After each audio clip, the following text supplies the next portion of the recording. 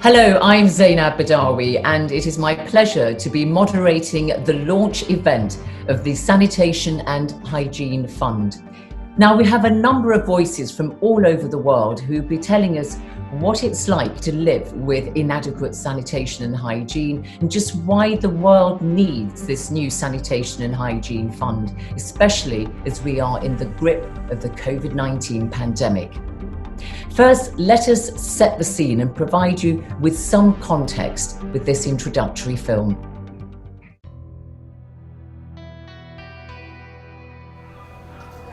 The Sanitation and Hygiene Fund offers a 21st century solution to a decades-old challenge. Many of the world's most serious diseases and main causes of child mortality are related directly to poor sanitation and hygiene. Yet, despite this, there has been considerable underinvestment in this sector for many years, and this has hampered progress on the Sustainable Development Goals. Sanitation and hygiene are key components of SDG 6, but many of the other goals are dependent on it, like ending poverty and hunger and achieving improved nutrition, good health and well-being, quality education, and gender equality. And the current COVID-19 crisis has been a stark reminder of how sanitation and hygiene are the first line of defence against pandemics and other deadly infectious diseases such as cholera and dysentery. Also, patients' treatment and care is severely compromised when healthcare facilities lack proper sanitation. This exacerbates the spread of antimicrobial resistance and undermines efforts to improve child and maternal health. Women and girls in particular suffer huge disadvantages from inadequate sanitation and hygiene simply because of their gender. They can miss out on school and work because they lack the means to maintain their hygiene during menstruation. This can also expose them to gender-based violence, affect their sexual and reproductive health rights, and limit their social and economic power. Currently, more than 4 billion people globally do not have access to safely managed sanitation. So, the Sanitation and Hygiene Fund has been created to make a real difference to their lives. By raising and investing the necessary funding, it will bring about change and drive this transformation. The fund will finance programs that produce large-scale and measurable results and deliver a fundamental social and human right to millions who've been robbed of their dignity. So, sanitation and hygiene is not simply a matter of health. It is also a fundamental social, economic and human right. One of the strongest advocates of the Sanitation and Hygiene Fund is the Deputy Secretary General of the United Nations, Amina Mohammed. She explains why it plays a critical role in helping to achieve the Sustainable Development Goals. Thank you, Zainab, and this is great for us to be able to address these issues, particularly on water and sanitation, close to my heart. Well, how are we doing? Before COVID, we were falling short, and now with COVID, these issues around the SDGs have been exacerbated.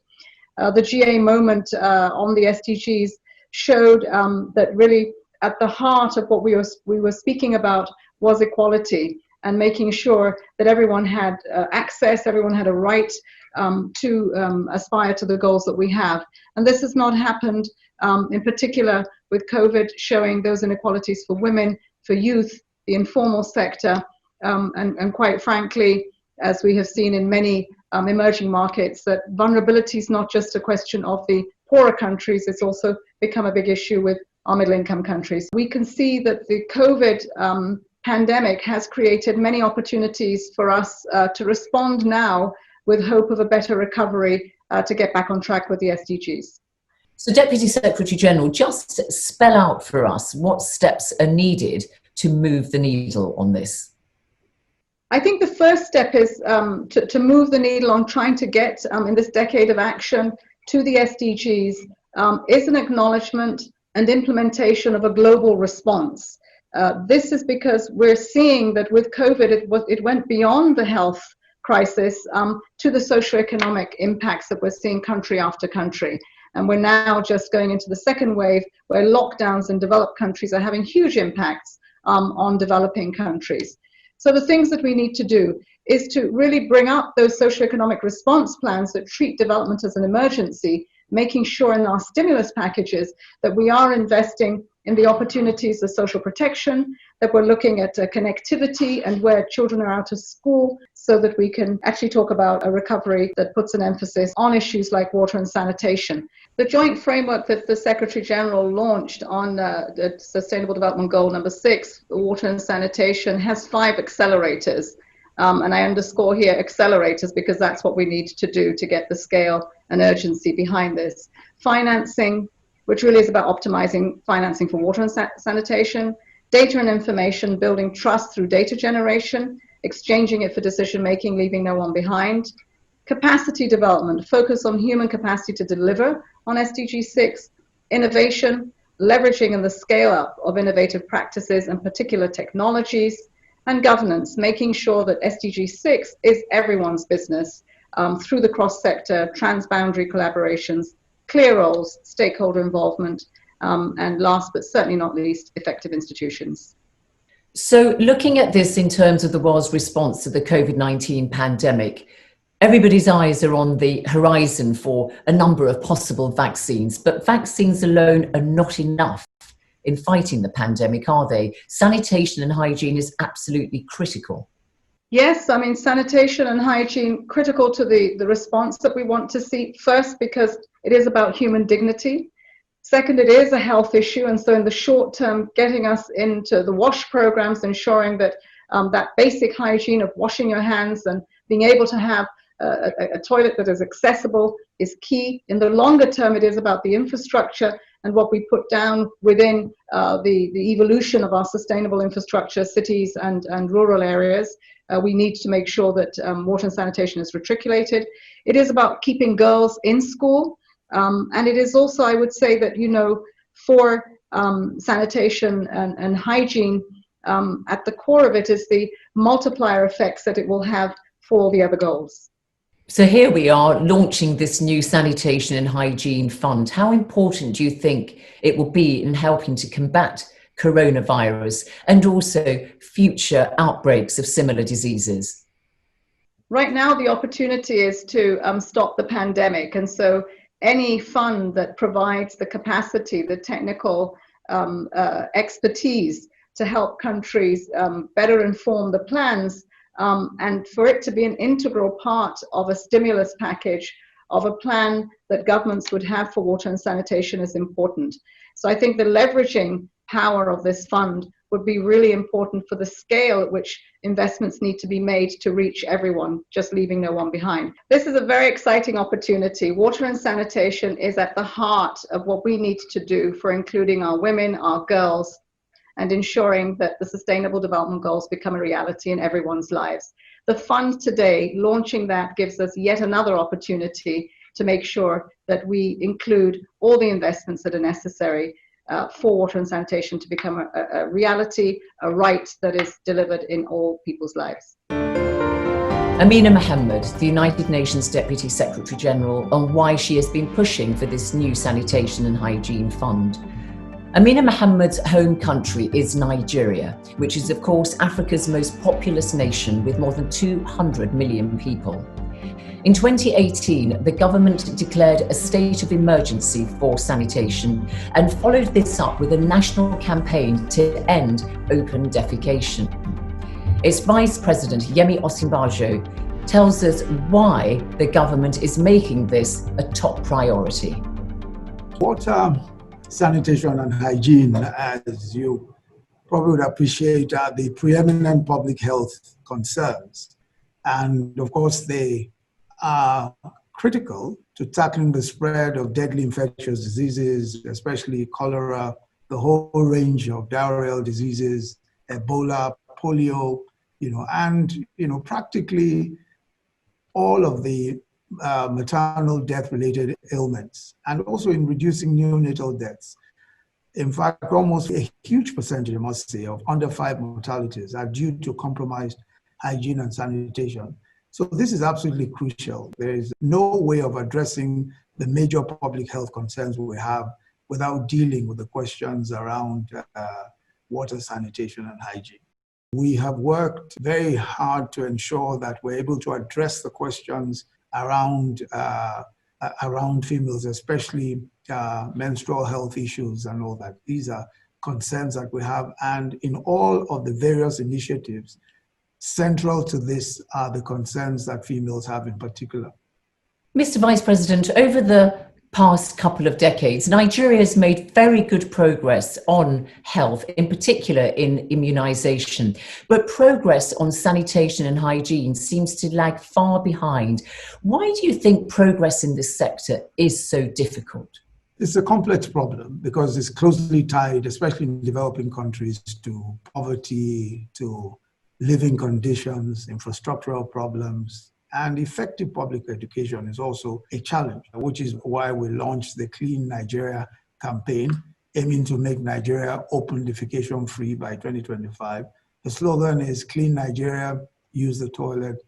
And it combines investment in infrastructure facilities with changing people's habits and attitudes through information and by example as well. Again, it's complex. And so I think that what we've tried to do is as much as possible to ensure that the language is simple, is accessible, and that even the slogans are also simple and accessible and easy for people to relate to and understand. So that's it. It really is. It's not as you can imagine. Making people change their habits is even for their own good is probably one of the hardest things to do. How important is it that you get buy-up on this campaign right across all government departments? Absolutely important. As a matter of fact, our campaign is one that is all of government. We have an all of government approach, and I have the privilege of chairing the committee. So as you've been outlining, it's very much the responsibility of governments to take the lead in achieving better sanitation and hygiene. But what role do you think this new fund could play in helping you meet your goals and other countries like Nigeria? As we found with the eradication of polio, it's clear that action follows money. And it's also important that funding is tied to measurable performance. So for us, I think funding is critical, and this fund in particular is of great importance. It will cost us $2.5 billion to end open defecation in Nigeria by 2025.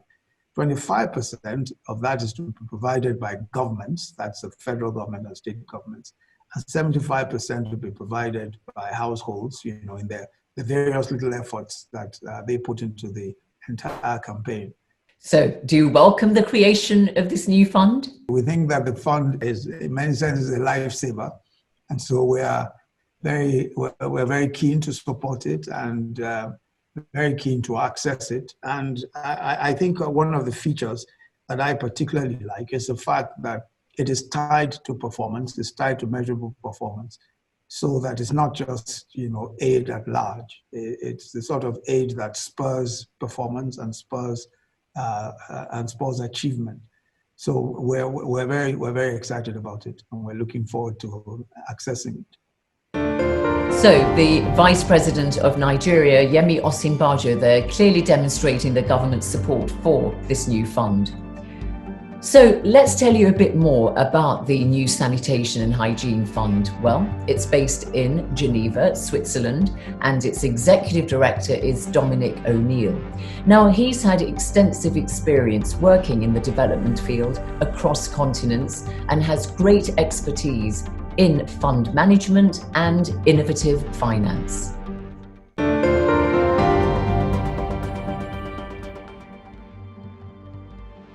Over the last 25 years, I've lived and worked in places where vulnerable people and children are dying from diseases that are entirely preventable. I've also seen firsthand the solutions to these challenges. They are often as simple as a bar of soap, a well-managed latrine, or a basic hand-washing point. Today, everybody knows that in the face of a deadly disease, washing hands is people's main line of defense. We see it again with the COVID pandemic. In many places, masks are too expensive or too hard to find, and social distancing is impossible. So proper hand washing is the only protection that people have left against the disease. Given we know that the proper sanitation and hygiene are the best protection for dozens of diseases, isn't it truly shocking that progress in this area has been so painfully slow, and that we are so far behind in the globally agreed targets within the Sustainable Development Goals? The lack of progress in sanitation and hygiene is now seriously holding back progress on other SDG targets such as education, gender equality, and economic growth. We believe the main reason we are not succeeding is a woeful lack of investment. We need investments now in sanitation and hygiene on a large scale so that they can have a widespread and lasting impact. We must encourage people to engage and invest more in their own communities to make the changes stick in the long term.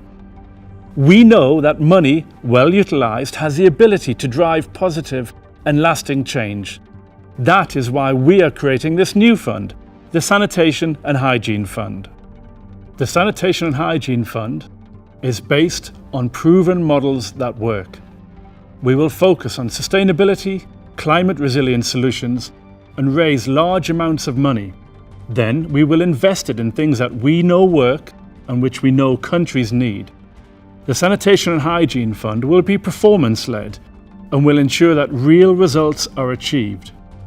It will be lean, efficient, and accountable to donors and to recipient countries, and will invest in the communities left furthest behind in the neediest countries. The fund will help all of our partners in the wash sector succeed. By bringing funding to the sector, we are helping shared dreams to be realised. The fund will also accelerate UN efforts by enabling countries to do their share of the work and to make use of the assistance and expertise that the UN family brings. To succeed, the Sanitation and Hygiene Fund will need to raise $2 billion for the coming 5 years. It'll be a challenge, but one we are prepared to take on. This is not only a struggle to improve health. It is a fight for respect and basic human rights and an end to stigma. It's a fight to allow people to take care of their basic bodily needs in safety and in dignity. Safe menstrual health will help girls to finish school and women to work.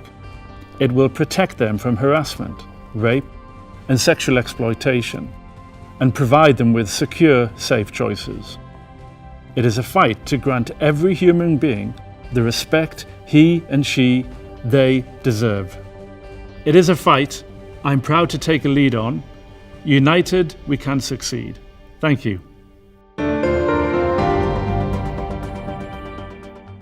Well, as we've been hearing, good sanitation and hygiene is critical in reducing child mortality. And so the fund will work closely with UNICEF, the United Nations lead agency on children. Its executive director, Henrietta Fore, says the COVID-19 pandemic has exposed vulnerabilities in sanitation and hygiene systems. We have 4.2 billion people in the world who do not have access to sanitation services, and we have over 3 billion who do not have access to hand washing and soap. And with that, you realize that it's very difficult to overcome pandemics like a COVID if you do not have sanitation, water, hygiene services, and information. And Zainab, one of the other things that comes immediately to mind is it's not just people in their households that are having problems, it's schools, it's hospitals, it's community health clinics, and it's most difficult in the poorest countries and in the poorest communities within those countries. Henrietta Fore, you've described sanitation and hygiene as great equalisers for children. What exactly do you mean by that? Well, every society, every country is unequal. But when you look at something like sanitation, you realize that there is an inequality that most of us have not experienced and is extremely difficult, challenging for those who are in it. So, for instance, during a lockdown, how do you cope with the fact if your household does not have a toilet? This is particularly difficult for girls and women. Sanitation, hygiene, water. If we focus on it as a world, we could recover and we could allow this to be a great equalizer. If everyone had access to it in households, in their schools, in their health facilities and communities, it would make an enormous difference in our world. We know what the problems are, we know what needs to be done, and of course there has been progress, but it's been too slow. So just give us one or two examples of what are game changers that would really accelerate access to sanitation and hygiene. So Zainab, you're right, we're moving too slowly. We need accelerators. And the Secretary General came out with a framework that we think could work. So it begins with governance, political will. Good sanitation has to be a public good. Governments have to own the fact that sanitation is their problem to solve and that they have ways to solve it. So number one is that political leadership. There's just nothing that takes over that. The second is financing. Many governments find it difficult to find room in their budgets for sanitation, for water, for hygiene services, but they just must make that role. And what's good about today's world is we have ways to blend public and private finance. And when we do so, it means they can leverage and build upon each other. And the third area, Zainab, is innovations. This sector is one that people are now starting to turn to about how they can innovate, how they can do things differently. Toilets that do not need sewage systems, ways that you can have mobile hand washing stations, water filters, ways that you can make soap very inexpensively. But all of this is important that we put our thought and mind and attention to, because sanitation, water, hygiene, it is a basic human need and a right. And obviously, Henrietta Fore, your agency, UNICEF, is the lead one at the United Nations on children. So what is UNICEF doing specifically to address these problems? Well, one of the areas that we've been working very hard on is to get information out to people all over the world. So we've reached out more than 120 countries to just get information out about hygiene and how important it is for you, your family, the children in your family. And then we also have been training many healthcare workers. These frontline workers become the basics that any government or community uses to be able to keep a safe and clean environment. We've trained more than 3 million of them. We've gotten a chance of putting out personal protective equipment that allows for hygiene within it and the supplies that go with it. So whether it's water, antiseptic, soaps, it's for hospitals, it's for schools, it's for households. And it changes the world that children live in. And so these will all be new innovations for our world, and it will allow us to see more clearly where we need to focus for water and sanitation. Henrietta Fore of UNICEF. And of course, the WHO, the World Health Organization, is vital to international efforts in improving global health. And it believes that the new Sanitation and Hygiene Fund will be a significant catalyst in achieving this. Let me get right to the point. Over 2.1 billion people lack even basic sanitation facilities. Twice that number lack safe sanitation services that properly collect and treat waste. This means that more than 4 billion people, about half of the world's population, are at risk of diseases like cholera, intestinal worms, and malnutrition. In fact, poor sanitation impacts the safe delivery of healthcare across the board, including for antimicrobial resistance, one of our biggest global health threats. Let me be clear. These disastrous health effects are preventable. This is a problem that can be solved. While the challenge is significant, the road to improving sanitation is well trod. The fundamental science has been known for decades, and the benefits are clear. Countries that have invested in sanitation for all as a public good have transformed public health, the environment, and their economies.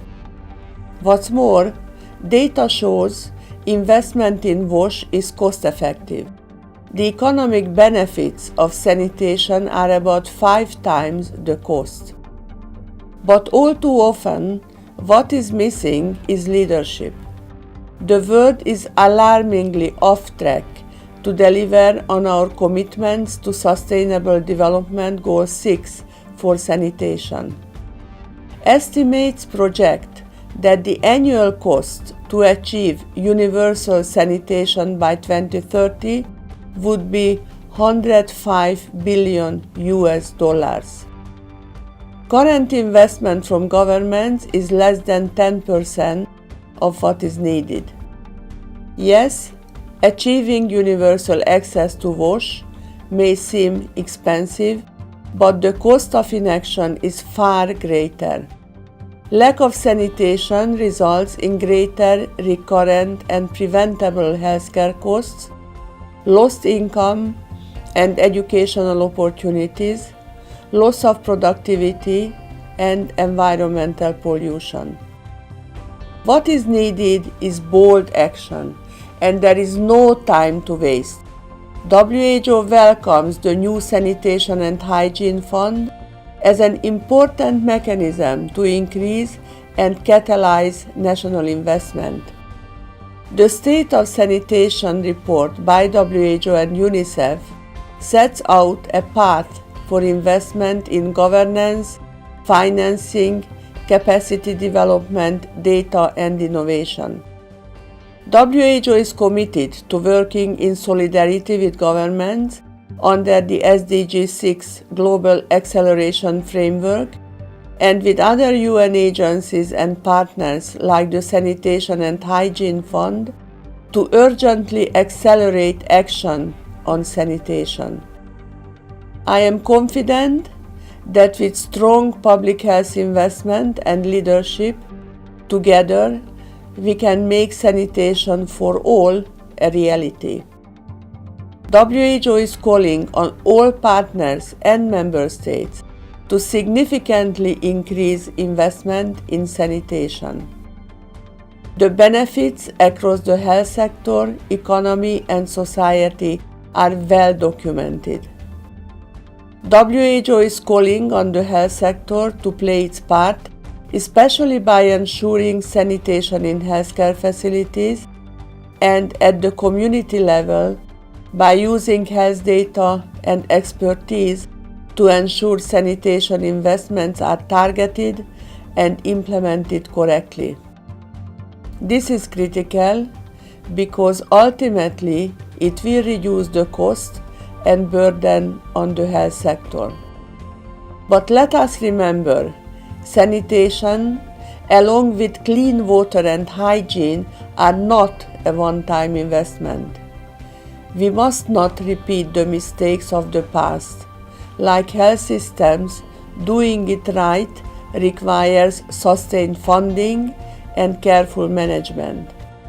So make no mistake, sanitation is an ongoing commitment. It is a commitment to a better world for all. And most importantly, with strong leadership, accountability, and sustainable funding, it is an achievable one. Together, we can build a better world. Leadership from key international agencies and governments is important in achieving better sanitation and hygiene, but the work on the ground is carried out within communities. And I've been talking to two women who are at the forefront of such efforts.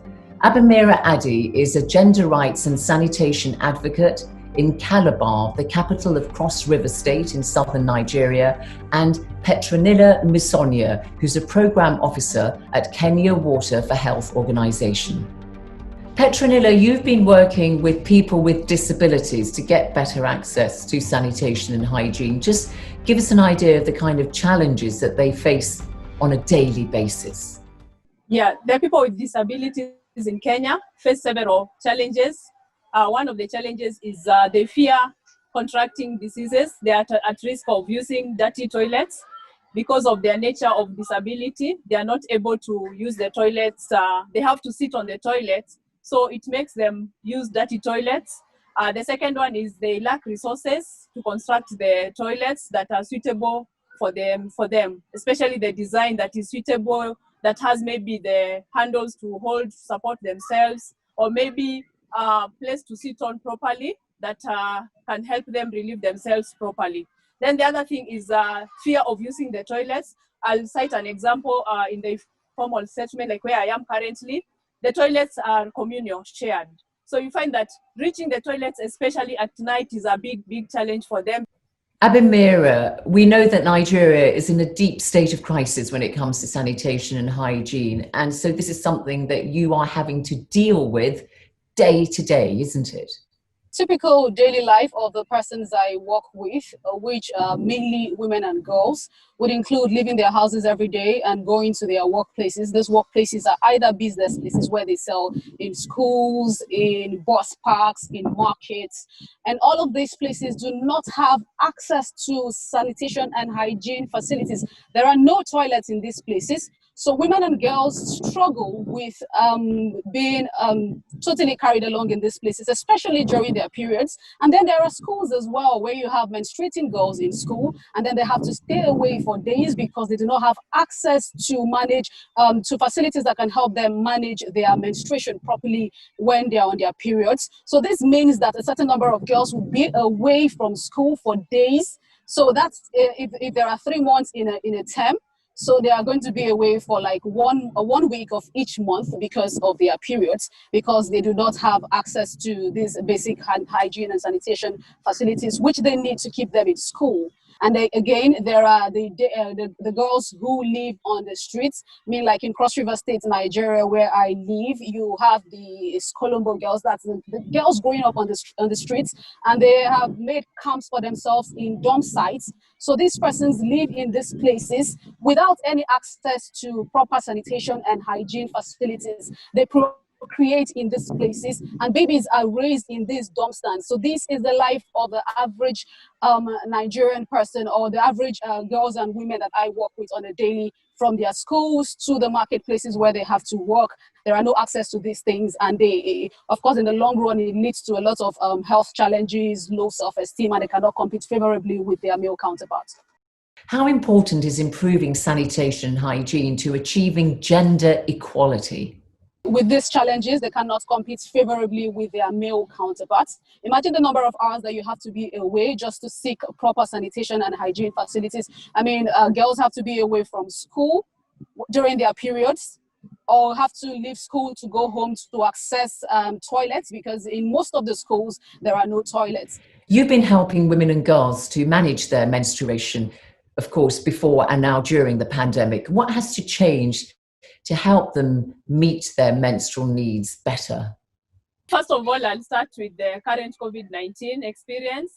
Initially, in Kenya, the schools have been distributing sanitary towels to girls in school, but it has come to a challenge that while they are at home because of COVID-19, they are unable to get those sanitary towels for them. So we have been distributing the towels to them at home using the groups that we have formed within the community.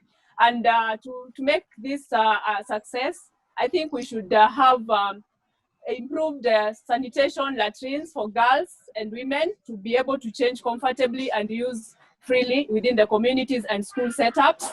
And also the mindset in that in Kenya, there are so many taboos in regarding menstrual hygiene management. So if we change the mindset of these communities, we'll be able to support the women and girls. After changing the mindset, everybody will understand the importance of menstruation and hygiene, that it's not a women's only issue, it's everyone's issue. It will help the entire community understand the women issues regarding menstrual hygiene management. So what kind of assistance would you like from the Sanitation and Hygiene Fund?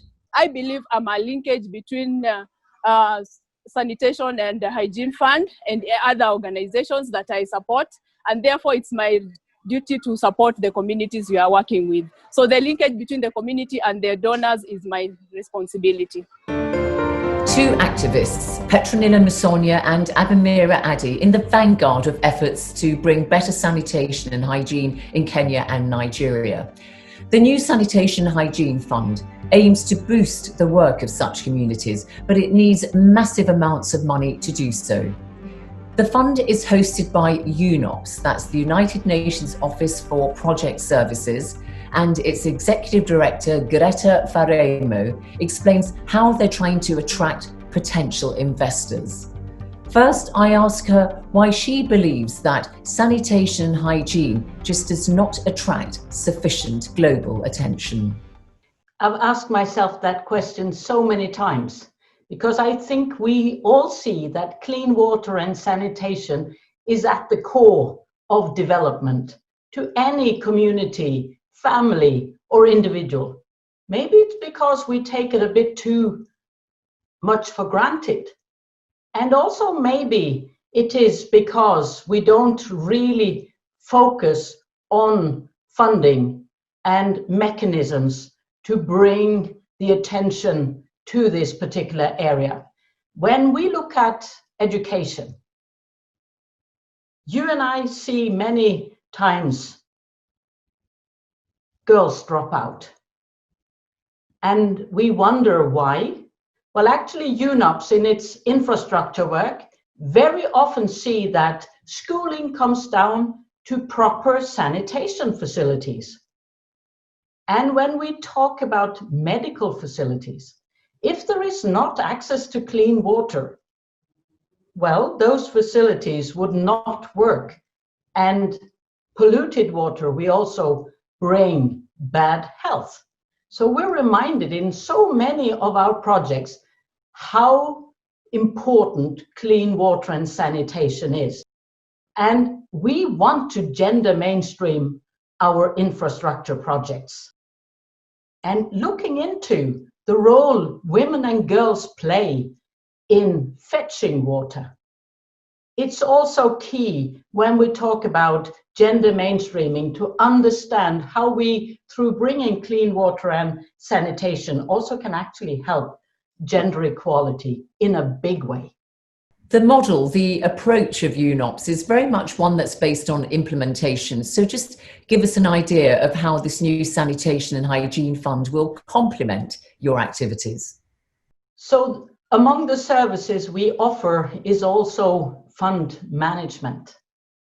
And we have managed funds that include better access to health services.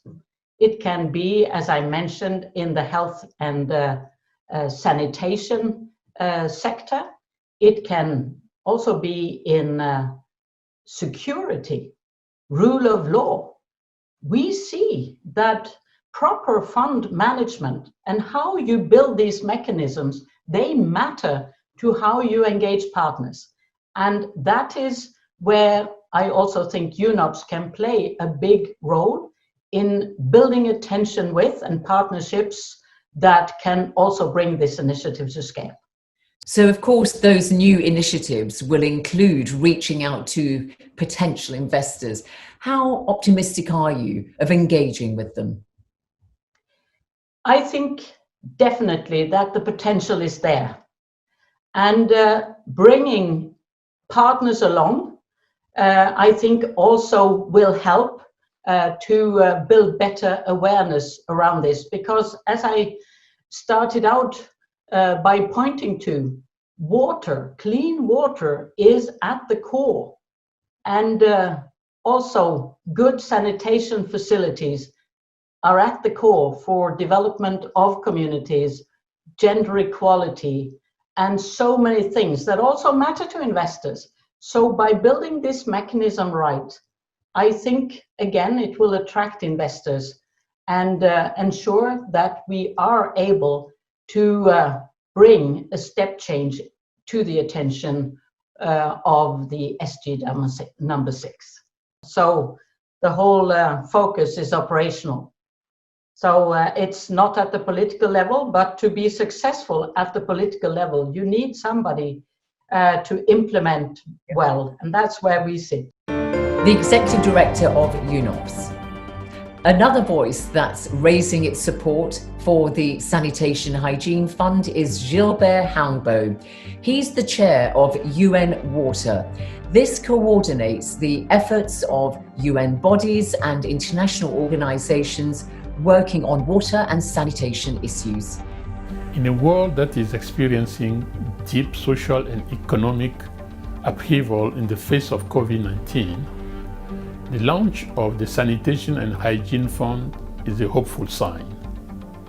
On behalf of the UN Water family, representing 33 UN members and 42 partners, we look forward to the fund's efforts to provide strong and reliable support to countries as they work to expand sanitation services. UN Water agrees with the fund's diagnosis that there is an urgent need to do more. The world is alarmingly off track to achieve SDG 6, which aims to ensure water and sanitation for all. This is why UN Water launched the SDG 6 Global Acceleration Framework. It is designed to galvanize action to reach all 8 of the SDG 6 targets. By focusing on SDG target 6.2, this fund will bring much needed funding for sanitation, hygiene, and menstrual hygiene management. Accelerating financing is fundamental to the Global Acceleration Framework. We know that mobilizing funding will improve service delivery. The UN Water family welcomes the Sanitation and Hygiene Fund and look forward to joining forces through the SDG 6 Global Acceleration Framework. The chair of UN Water. So I hope you've learned about the important work of this fund.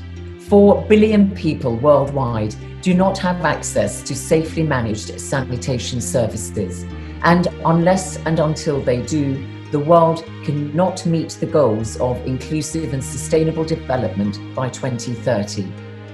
We leave you with some voices from around the world about what it's like to live without access to this fundamental right of sanitation and hygiene. From me, goodbye. There are very many young girls in Uganda whose parents cannot afford the menstrual health hygiene materials. Because of the poverty that is impoverishing Uganda, many young women have to use towels when they have no soap or water. Some have to use old bed sheets and take strips out of them and fold them. मैं ये कहना चाहता हूँ, जब से इस देश पे कोरोना आया है, तब से हमें बहुत सी समस्याएं हो गई हैं, क्योंकि हम कूड़ा उठाने और भरने का काम करते हैं, जिससे कि हमें कोई सुविधा नहीं, हमें ऐसा डर सा लगता है कि कहीं हमें ना हो जाए, क्योंकि जहाँ हम रहते हैं वहाँ टॉयलेट और पानी की बहुत सी समस्या है। एक टॉयलेट पे 20-20 लोग जाते हैं, जिससे कि मुझे लगता है कि हमें भी बहुत जल्दी हो सकता है, क्योंकि हम बहुत Ary eo ihany koa ny hoe amin'ny maha-vehivavy ny tenako dia maro ireo vehivavy izay mbola hita fa mitanjaka eny anivon'ireny fiarahamonina ireny amin'ny tsy fananana kabone izay kabone mitokana, dia izany dia tena tsy azonay mihitsy, tena atao hoe tsy rariny mihitsy satria teraka tsy fananana fanajana intsony eo anivon'ny fiarahamonina, tsy manana ny haja intsony zany ny vehivavy eo anivon'ny fiarahamonina. When I started visiting these slums on a daily basis, I got to know that there is only one toilet facility which is being used by 15 to 20 houses, and it's also being used by both men and women. they are using the sanitary napkins or the cloth strip for more than 7 to 8 hours. And I was quite shocked to know that how can they even use this for more than 5 hours, and they told me they use it for more than 8 hours. C'est inadmissible de voir un pays développé et on voit que les gens sont en train de pratiquer la défécation à l'air libre. Or, c'est ça même la base. Quand la population n'est pas émancipée, quand les jeunes dames n'ont pas accès aux conditions qui leur permettent de pouvoir poursuivre leurs rêves, pour moi, je ne pense pas qu'on peut vraiment atteindre l'étape du développement comme on le dit.